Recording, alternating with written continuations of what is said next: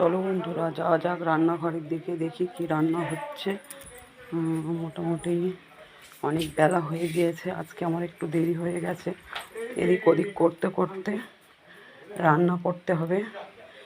11টা 11:30 বেজে গেছে, কখন কি করব দেখি। ঝপঝপ করে দেখি কি কি আছে আজকে রান্নার জোগাড়। এই পটল ছাড়িয়ে সব রেডি করা আছে, দেখতেই পাচ্ছ বন্ধুরা।